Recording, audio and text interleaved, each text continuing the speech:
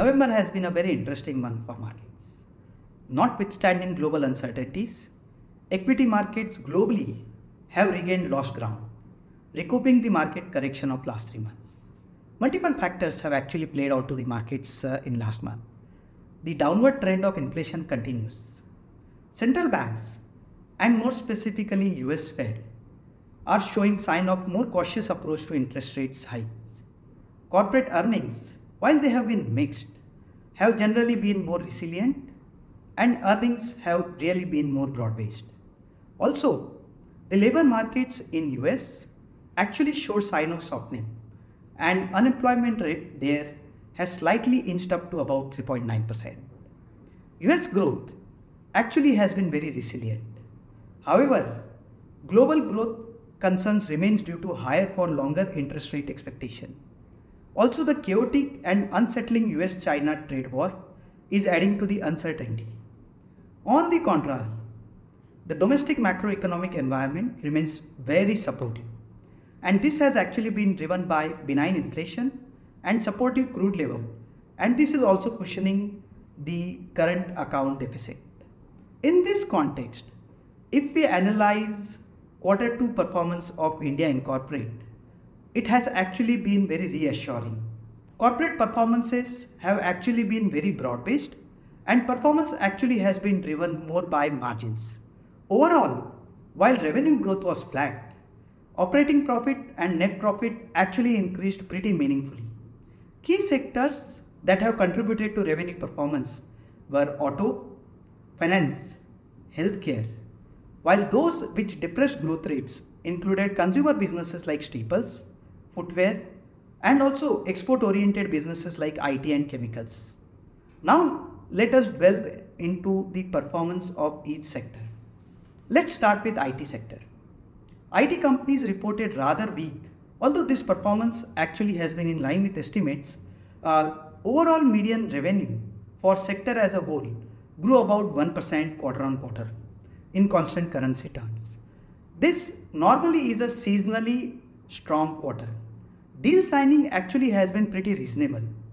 Still, we saw cut in revenue guidance by quite a few companies. Companies reduced employee count during the quarter, and this actually points to continued slow conversion of deal to revenues. The weakness in key verticals and geographies continued throughout the quarter. BFSI, consumer, communication, and high-tech, these segments reported rather muted growth. The ongoing macroeconomic challenges actually had an adverse effect on the discretionary spending, and this has resulted in slower revenue conversion and also has created short-term revenue leakages. Friends, now let us see how auto sector has performed. Auto volumes in Q2 of this fiscal year were flat year on year. This has been despite the fact that there was inventory buildup for the festive season. Still, revenue performance was pretty healthy. And healthy performance was actually driven by very strong growth in SUV demand, strong growth in M&HCV, and also we are seeing initial recovery in two-wheeler segment. Margin recovery for the sector actually has been driven by falling commodity prices. Also, margins have been benefited by operating leverage. Margins for the sector are higher not only YOY, but key thing to look at is they are now higher versus pre-COVID level as well. Further improvement in the sector driven by festive demand, stable macroeconomic outlook, and this actually should especially benefit M&HCV volumes. And also, we believe recovery in two-wheeler demand, which will also be aided by ramp up in exports. So, auto sector as a whole has actually delivered pretty decent set of numbers. Now, let us come to consumer space. This has been a space which has actually been watched very closely, and the performance here actually has been pretty diverse. Staple in general reported pretty muted revenue growth due to continued impact on volume growth and also price deflation. Volumes have stabilized now at lower levels, and we are not seeing incremental deterioration. On the discretionary side, jewelry businesses actually has continued to perform really well. Year-on-year margin change in the consumer companies may show a very erratic picture, but clearly margins for many consumer businesses are at lower level versus what they were pre-COVID. staples, retail, footwear, consumer durables, and entertainment. These are the sectors which are impacted the most. QSR too has recently seen impact of a lower same-store sales growth. Rural market actually faced the dual challenge of inflation and erratic monsoon. This has resulted in a subdued demand during the quarter. Although the rural sector has not fully rebounded yet, there is a potential for recovery. The key to this lies in moderating inflation, and this would increase disposable income and consequently boost spending.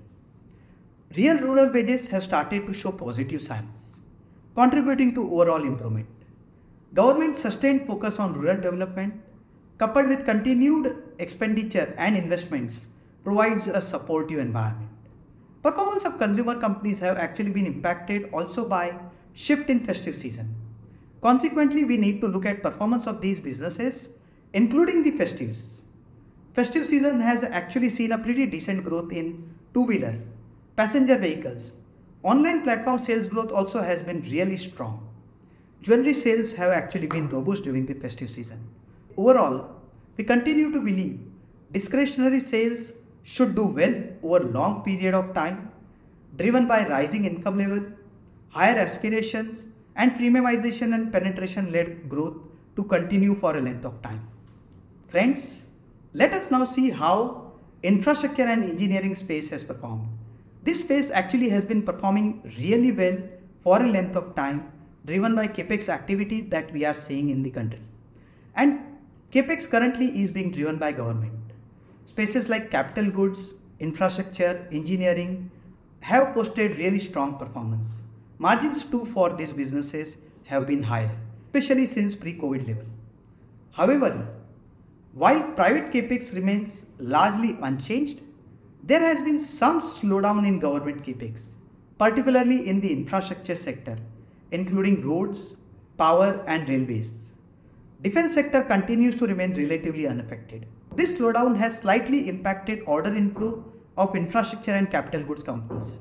Cement sector, currently stable in terms of volume and pricing, has seen margin improvement due to fall in fuel prices. The upcoming election may moderate capex order inflows, especially in capital goods, railways and roads.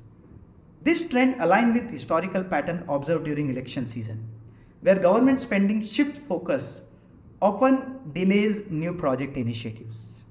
Despite these challenges, we believe the long-term outlook for sector remains very positive. There are significant opportunities in various sectors like metros, railways, airports, mining, and also Jal Jeevan mission that government has launched. Now let us look at a very interesting sector, which is real estate. This has actually been a very bright spot. We are clearly seeing shift from unorganized to organized. Top 8 listed real estate companies have recorded combined pre-sales of close to about 23,000 crores, and this is up 56% year on year. On a 12-month basis as well, these companies have reported combined pre-sales of about 78,000 crores, a very strong set of numbers, and the 78,000 crores is up about 30% YOY.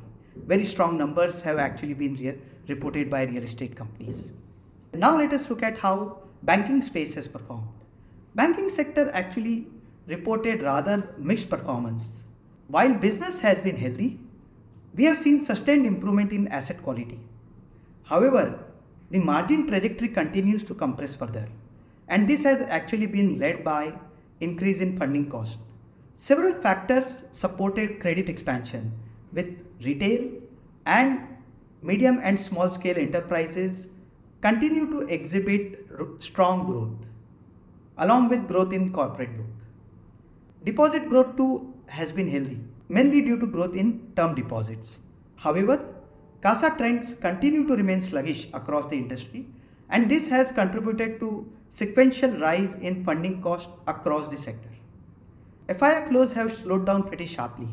However, they have been neutralized by strong domestic institutional inflows. Markets have been taking all the headwinds in its stride and have delivered very strong performance. Festive season has seen decent growth. Capex recovery is on track. We are seeing continuing strong performance on capital goods infrastructure businesses Lending businesses balance sheet remains very strong.